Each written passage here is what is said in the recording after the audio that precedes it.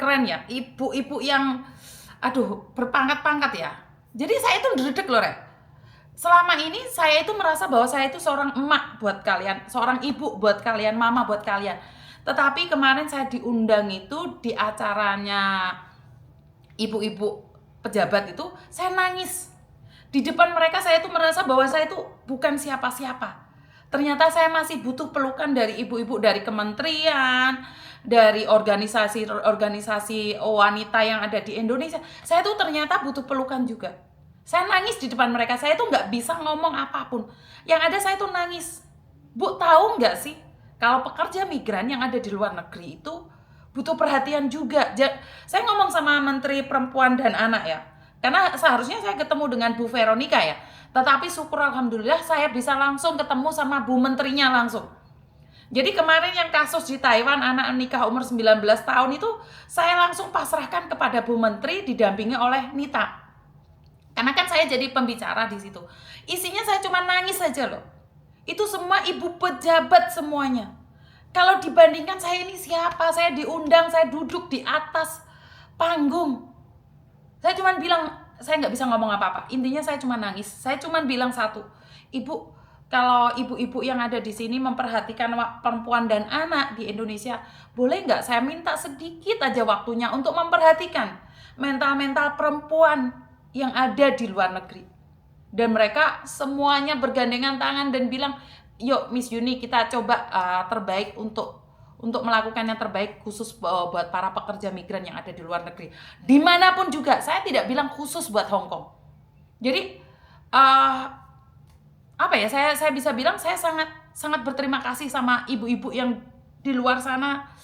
Saya nggak bisa ngomong apa-apa ya. Ibu-ibu keren, mereka itu semuanya pejabat, profesor, doktor, dan juga ya semuanya orang-orang keren. Saya nggak bisa ngomong satu-satu ya. Mereka orang-orang hebat yang mau menerima saya, yang notabene saya itu nggak punya titel.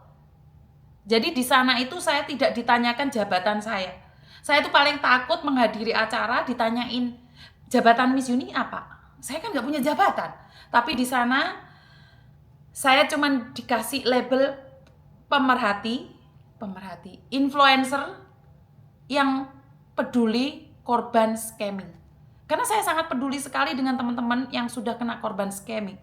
Yang contohnya dengan kapal tanker lah, dengan polisi abal-abal, dengan apapun.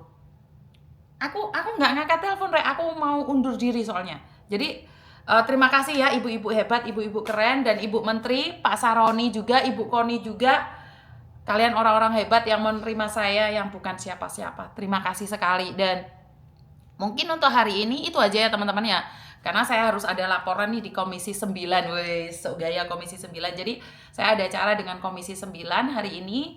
Bantu saya doa agar saya bisa menyampaikan inspirasi, aspirasi, integrasi, sosialisasi, dan mengeselisasi informasi dari kalian semua. Intinya satu hal, saya bukan siapa-siapa. Saya sampai hari ini ada di sini itu karena kalian. Tanpa dukungan dari sekalian, saya bukan siapa-siapa. Sampai detik ini karena kalian. Saya bisa melangkah sejauh ini itu karena kalian.